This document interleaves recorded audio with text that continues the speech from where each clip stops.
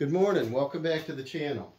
I'm back out here this morning on the lift, and I was excited. If you saw the past video, we got the vehicles in here and tested. The only difference I did since then is I had Dawson help me. We shucked this lift over 9 inches, and that got it closer to this floor drain. And what it also does is give me a little bit more room on this opposite side. I was thinking on these shelves that I've got fully loaded with all kinds of stuff. I was originally going to take them out of here, and that'd give me a lot of room against the wall. I kind of like them. I'm not sure if I'm going to leave them here. There's 1, 2, 3, 4 separate units. I know that, 10 years ago I dropped a 4-foot level down behind it. And I probably should empty one off and pull it out and get that level and give it to Dawson. I'm sure he could use a 4-foot level for his building over there. But today, I got out my Bulldog SDS drill. I've had this for years. I love it. It works great. I was always worried about getting dust in the motor because you're always doing concrete. But so far, so good. I've blown it out a few times, I got a 1/2 inch bit, and I marked it at 4 1/4 inches. And what we got, I'll measure that for sure. It's 4 1/4, 4 1/2. Let's see what I did. It is, I marked it with tape, 4 1/4 inches. These are 4-inch sleeve anchors, lag shields, and they're 4 inches long by 1/2 inch. So I got a 1/2 inch bit, and I want to drill down to my tape so I know I'm at least that far down. And let's see what we got here. We marked the pavement last night. I was pretty happy with the location. Let's see what we got. Are we on hammer and drill mode? Let's see what we have. No, we're not. Just set this thing right here. And we're on hammer only, hammer and drill mode. I forgot what I was doing with it last.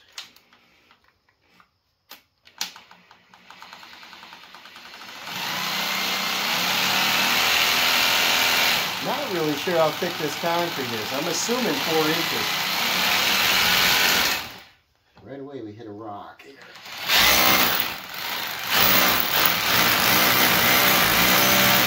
We'll be in the center of our hole.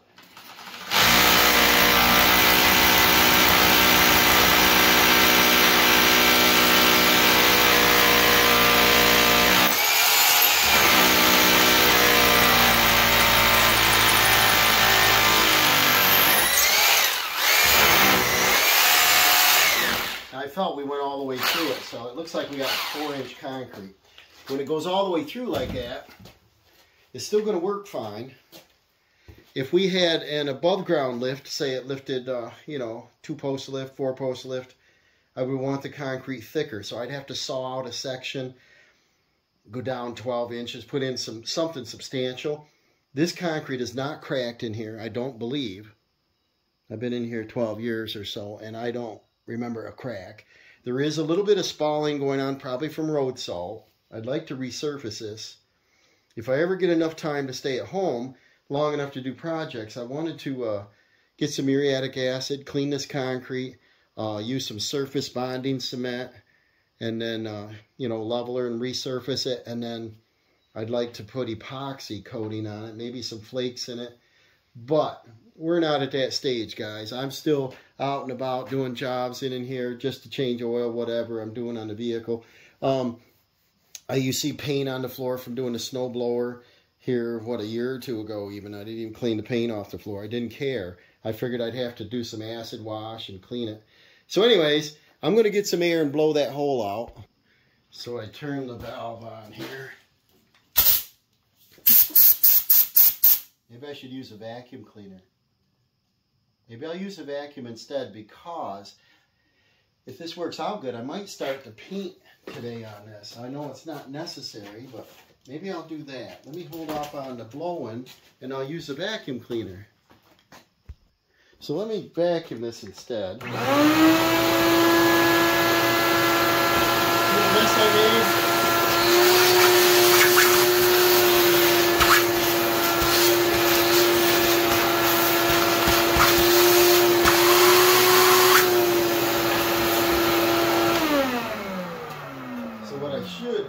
have done. It's probably vacuumed to begin with, but that's all right. I probably got to do a little bit of cleaning prior to painting anyway. All right, so we're going to take our bolt, and these red head sleeve anchors, they got the nut, the washer. You want to put your nut approximately where you want it so you don't damage your threads. And let's see how it goes in. A little bit tight right away. So let me measure this for sure. It's possible I put the wrong bit in there because I can't read the size of my bits. This is 1/2 inch, and our bit may not be 1/2 inch. I thought it was. It is slightly under 1/2 inch. So probably, I've had this set, let me show you the set, for quite a while. I don't know, quite a few years. And it was pretty cool when I first got it. But now the box is getting worn and the parts are falling out. This one, see, hard to read them anymore. That's 3/8. But I think probably what happened is that one's getting worn down. This says 1/2 inch on it. Let me read this one for sure. That's a little less than 1/2 inch, which I don't want to smash my anchors getting it in there. And this one isn't quite 1/2 inch either compared to this tape measure.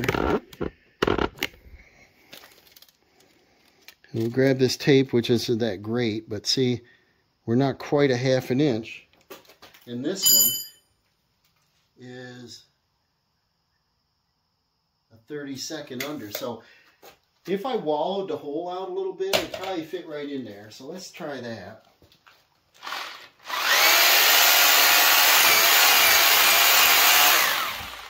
And then see if this other bit, see how far it goes to bottom out. And it feels like gravel, so there's stone under this. So I think we're in good shape with that. So now we're going to tap our anchor in.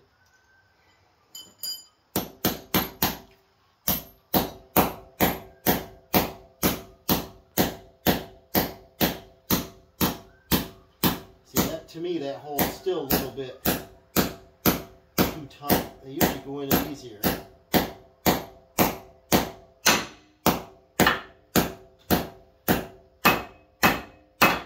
Nice, right? Then, got my little gear wrench, and I'll put this down, and she'll tighten up. And then on the back of the box, it says a torque on it. So if we got a 1/2 inch concrete compressive strength, 4,400 pounds, and then ultimate shear in concrete is 5,000 pounds. And somewhere, yeah, 20 foot-pounds is the tightening torque. So we'll hold off on them. And then I think I'll just go to hole number 2. Try to keep it right in the center so I'm not actually shifting the lift around.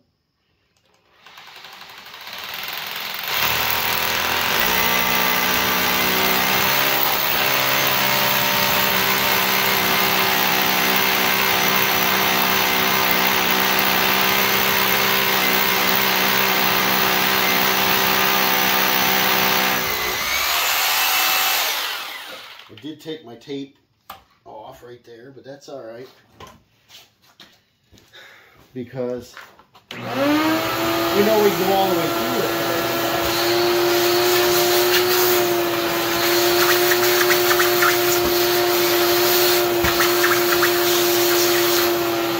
So when we tighten that up, she's not going to pop up out of that hole anyway. So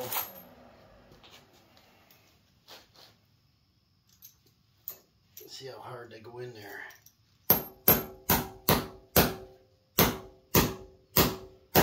They didn't have a lot of selection on length.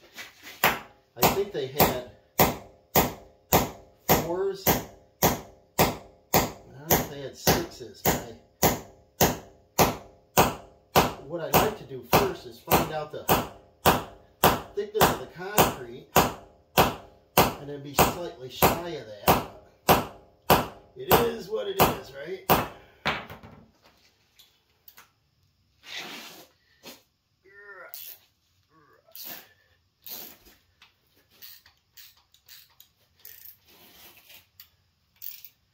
Might even tighten that down a little more. All right. After I get about the third or fourth hole done, I'll probably get this pat, you know. But 20 foot-pounds it calls for. And they won't lift out of there. I mean, you'll have to grind the heads of the nut off. And then there's two here. There's two in the back. And there's two right here. So those are going to be a little harder to do because they're under the lift. And now, how tall are we here? See that's taller than that. So I might have to switch drills and use a portable. I've got a Ryobi hammer drill I could probably use for those because this is a little bit tall. But this works great because it goes down very quickly. So let's move on to the back and we'll do that one. Alright, so back here, these will be kind of easy. Right? Everything's easy.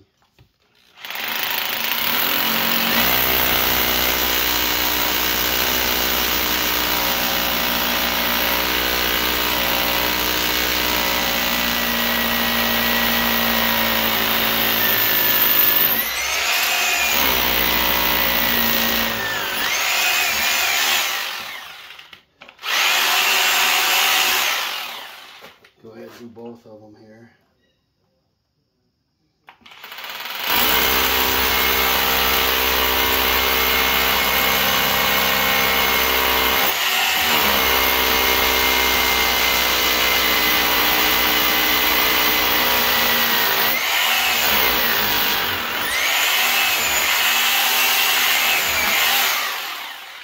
Alright, let's vacuum that.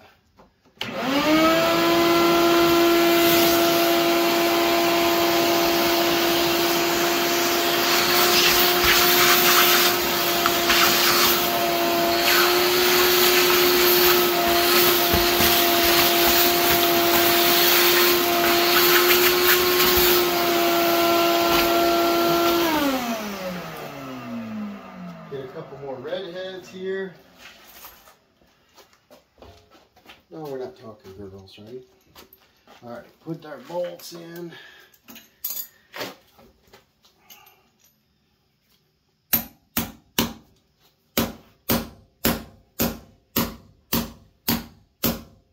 I was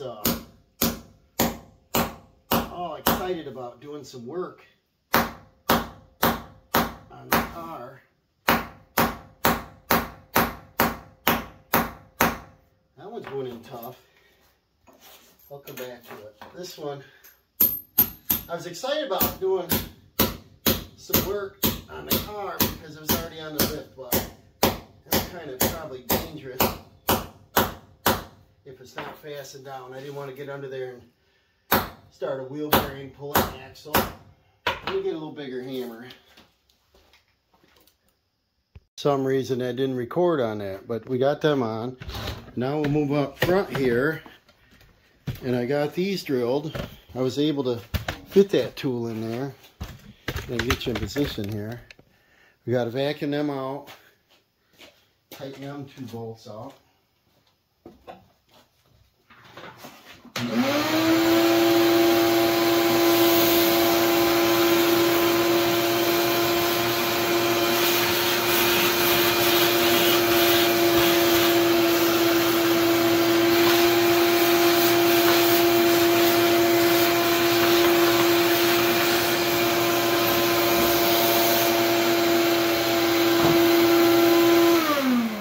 I think what works better is vacuum it out like that, and then go ahead and take your, let's see if I can find it here, take your blow nozzle and clean that hole out too. because the cleaner they are, the easier those shields go in. And then we'll go ahead and put them in, tighten those up. Get a couple more here, get my wrench, hammer. Just move the nut down far enough that you don't damage the end of it, you know. And then, here they are. The only other thing I want to do on this today is that pipe I had put on previously for the release. I think I want to weld a permanent one on there. So thread your nut down far enough it's not going to hurt it. And then make sure they go down in there good. If they go in hard, what I would do is just wallow that hole out a little bit. So try to catch it right here in the beginning. And I think I'll clean them out a little bit more. What I think is that carbide tips on my bits have worn down because they're like 10 years old. And I've used them. I don't want to jump up to a 5/8.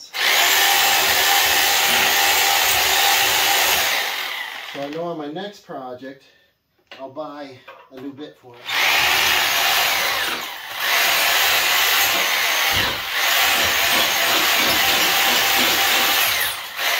So I'm just going to clean them out and then go ahead and take that blow nozzle again. Make sure there's no debris in the hole. Put them in.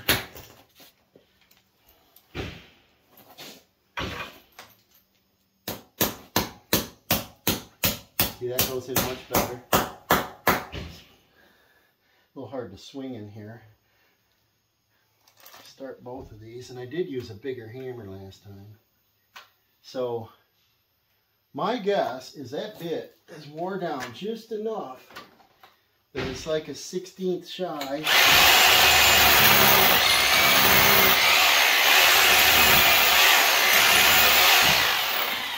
Always a problem, right? Let's see if this one fits in a little better.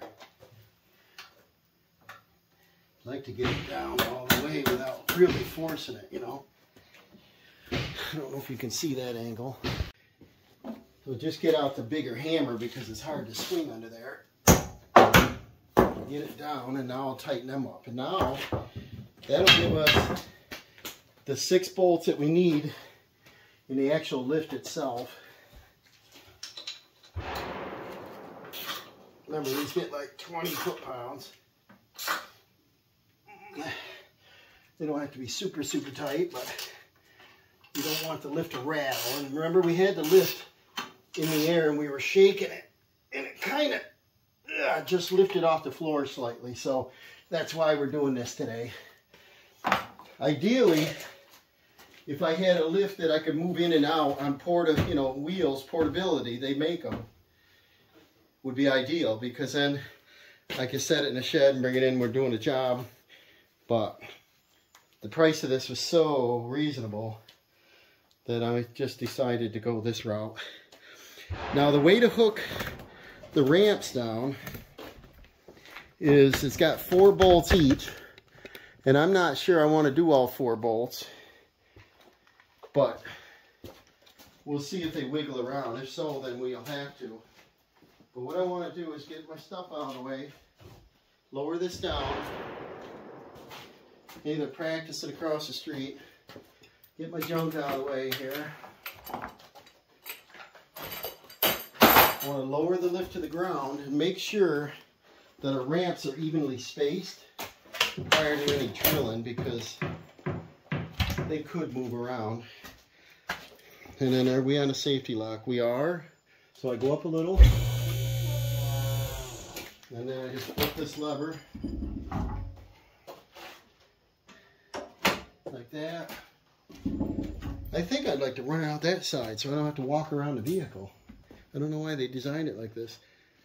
So this goes down very slow. Can you see it? Very slow. Without a car on it. Alright, now that the lift is all the way down, I just want to check my clearance. And it is even.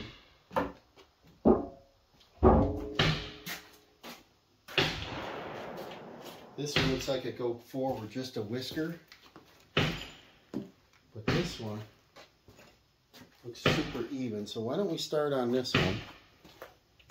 And I think this is only a ramp, so it's a non-moving part, only when your vehicle hits it. But if I go and hook this one down, because it's easy, it's easier than those. I have to get a longer bit for it.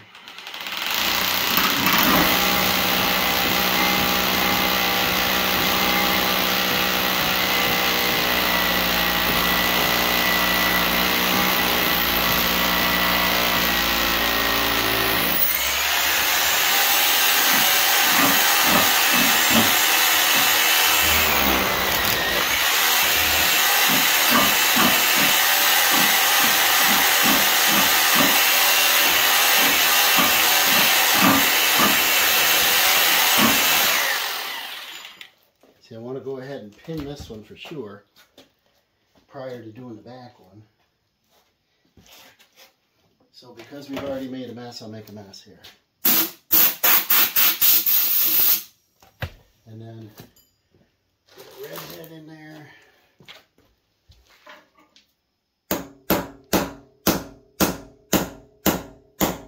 Yeah, I'm pretty sure the bit's worn down. They don't generally go in that hard. But you know they're going to hold, don't you?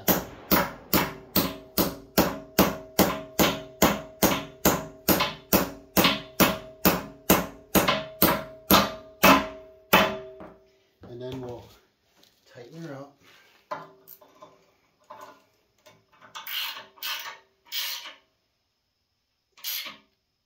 And then we'll go around and do the back side. Do the same thing.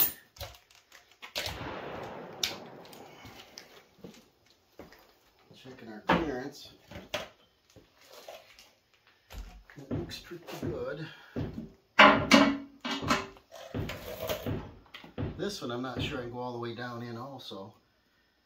The lift is there, but let's get her centered.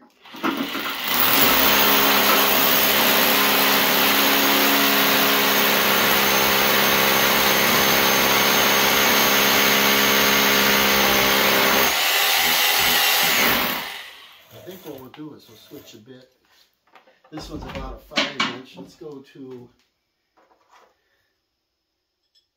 that's a 5/8. I think I got a 6-inch longer 1/2-inch bit here.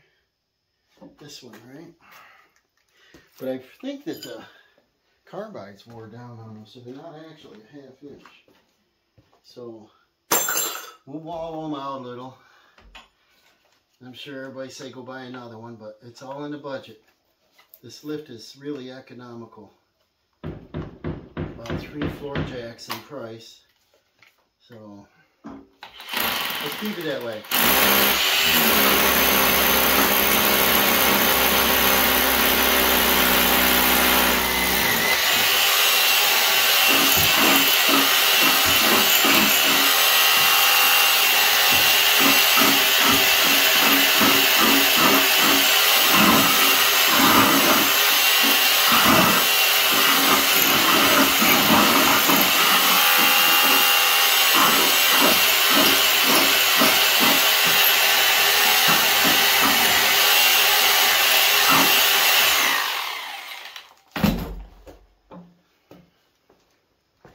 But I am kind of excited to use the lift. And my mother wants me to do a little work on her Subaru. The car needs an oil change. And the car needs wheel bearings. One of them is getting noisy. It's not wobbly. It doesn't travel to one side. But it's just annoying. You kind of hear a hum and I don't like it. So, time for wheel bearings. If I can't get this down with a hammer easily, yeah, maybe I can. I didn't know if I could reach in there. I could use my impact. Plug your ears. Let's try this. I got a flat bit on the end. See if it works as a hammer. Looks like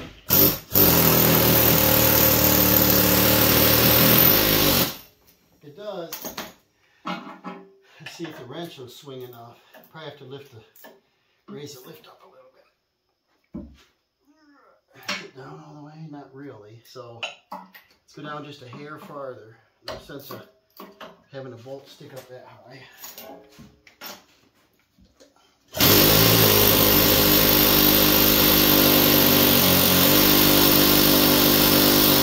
Almost all the way.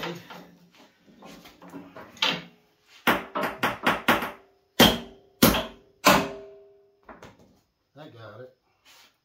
I just wanted to test that. That's kind of cool. What do you think of gear wrenches? I think gear wrench swivels are great until you get up too high and then they pop off.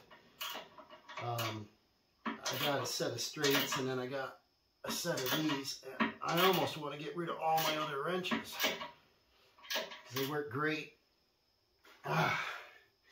Alright, so this ramp on this side should be good, but there is 2 more holes down in here. And I think what I'll do is I'll drive the vehicle in, and if these things rattle all over, then I'll probably put the other 2 in, but I don't know if it's necessary. The tires are usually right here. And you can see the wear on it. That's where average car tires go. So I think I'll do that side the same. Maybe I'll put it on time lapse, do the same thing, and see how we go here.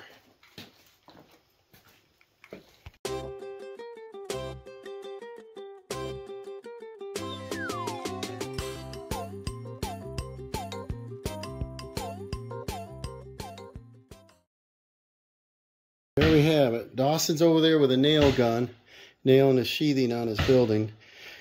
I've got 4 bolts in the ramps. I could put 4 more bolts in, but I don't know if it's necessary because these ramps don't move. They don't rattle. I think I'm going to hold off on that. If I drive in here and they wiggle around or something, then I'll probably go ahead and do all 4. And then the big thing is I wanted to get all 6 of these bolts down because I didn't want the lift to rock at all. I went up and down as you saw in the time lapse there, and it's nice and smooth. Now the next thing, like I said, I did that little copper pipe. I just walked back there in my steel bucket and copper pipe was sticking out with a 90-degree bend in it, so I just used that. I don't like it. I don't think it's going to last, and so what there is here is a roll pin. I think you can see it. Let's zoom in on it. It's right here on the release. There's a roll pin right there. And if I get that out, let's see what happens here.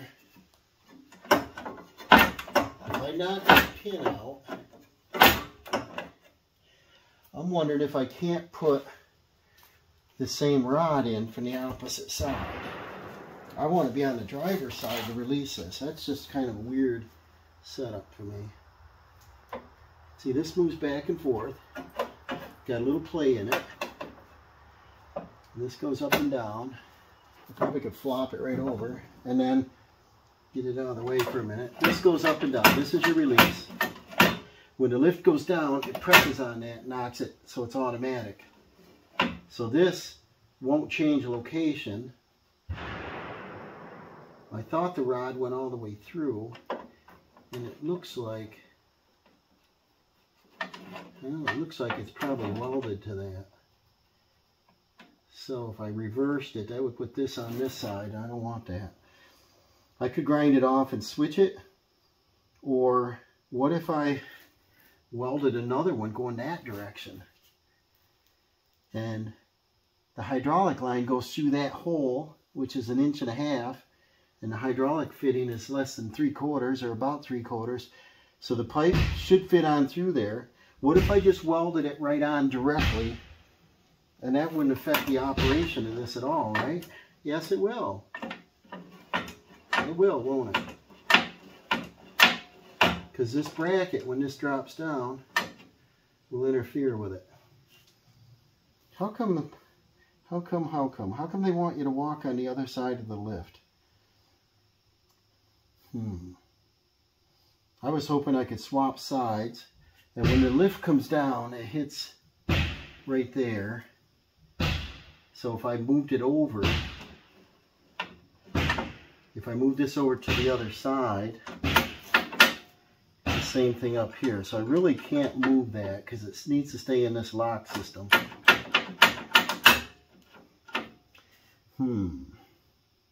Well, it won't kill me as often as I use the lift, I guess, to walk on that side. But like I said, I jammed a nail in that. And I think I could just tap that. I don't know, it works really good now. Should I mess with it?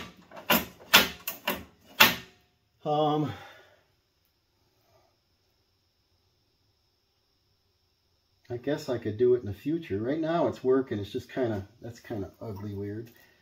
I just did it to test this, and the lift is bolted down and I want to paint it. So I'm at that portion where it would be best if it worked permanently. And on the end of that, there's a 90-degree.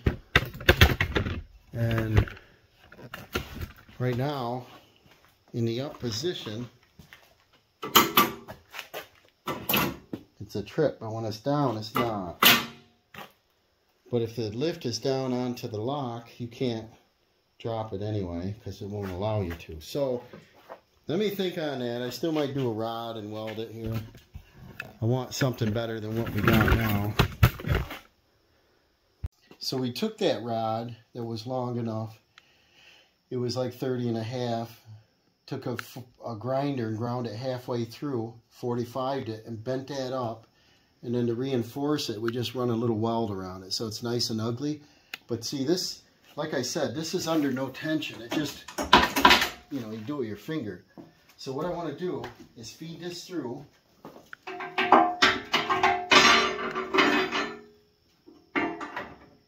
And see how it touches. And then I want to put the lock assembly should be up right now, right? No, the lock is down right now. So what we want to do is, let me figure this out and I'll show you. So this is straight up when it's in the lock position, or the unlock position, and then when the lift goes down and resets it, it's going to swing backwards. So I'm going to want this rod to flip over sideways like this. See this turning? So I want this at 90 degrees, and that way we're not going to be tripping over it. And so I'm going to set this up maybe with a vice grip and get a tack on it, and then we'll weld that off. Alright guys, you see out here you got the 9 o'clock position, what I want. Got the ground clamp on, I got a tack on it. I'm going to weld this off a little better.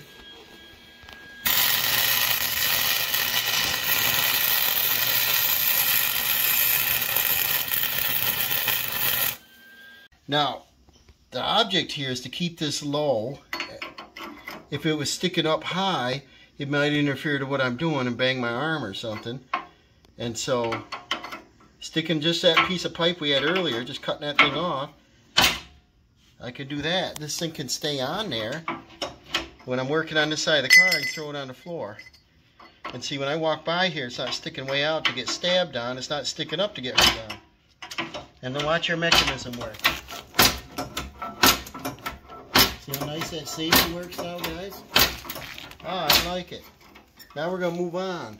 Well, this might finish up this video, guys. This is the attachment of the Challenger 10,000 pound lift, 5 ton. I anchored to the concrete. We got 6 on the main lifting point, and we got 2 on each ramp. It calls for 4. I don't think I'm going to do them yet. Now, we got little rubber pads. They get hooked on the top here. I'm going to take them off. I'm going to do a little cleanup. Then I'm going to do some paint. And I would buy the proper color. It looks like it's almost a Ford blue. You know, it's a deep blue. Royal, maybe. I don't have that color, I don't think. I'll check. I do have New Holland blue. It might be close enough for me. I just want to clean up these pads a little bit. And I don't know. Maybe I'll finish this video out on painting this. And then you get to see the finished product on this video. And the next video about the lift would be when we replace the Traverse front wheel bearings and lug nuts and oil change. So we'll get this thing cleaned up, give it a day or so to dry, and then the wheel bearings haven't arrived yet anyway. I ordered them, and so might as well get this lift ready. Maybe I'll set a fan on it to let it dry. I do have some hardener I could put in the paint to speed it along, maybe a little catalyst. And but I think I'll clean this off, take the pads off in there, get out an old paintbrush, and I'm not going to care how sloppy I am. I don't think it matters, but just to get that covered up. And then these rubber pads were already removed, and they're just sitting here, but they have like a bolt.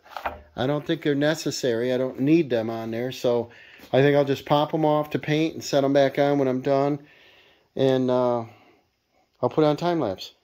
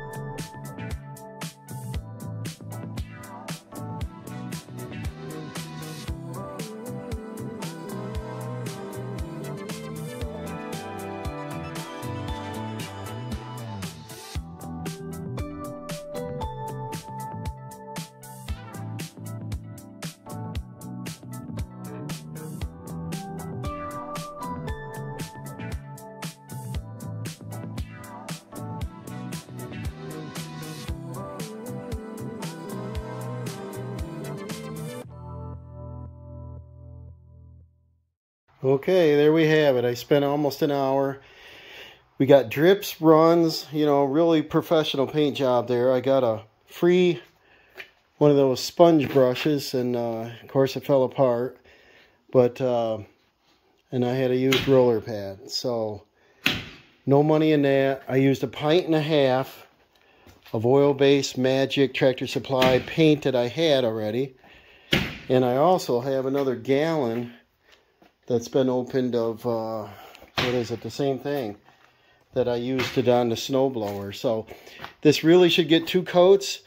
I don't care, you know, it looks so much better than it did. I wanted to cover up the surface rust. I didn't pressure wash it. I didn't do anything proper. I just took the pads off, and when this dries, I'm going to throw the pads back on. This thing's ready to rock.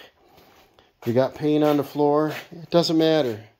Like I said, I want to clean this floor and put some epoxy down someday anyway. And stay tuned. Like and subscribe. We want to pick up some subscribers. Hopefully they're interested in these videos. Like I said, it could use a second coat. It looks a whole lot better. And the reason I wanted to get some paint on it, like I said, to cover up surface rust, but also to make it a little bit shinier so that if somebody walking in here doesn't trip over, they can see it better than the dark color it was. And so these lifts come in 2 colors. I got the PDF I printed off. It comes in this blue, I saved warning stickers for the pinch zone. It used to say Challenger, I think across the top there. I saw like a C on it. It's got a caution sticker I saved there.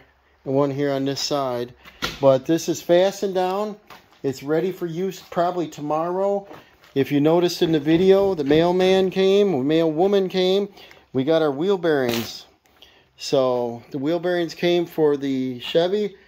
So we're going to do those. See what a project we're going to get into.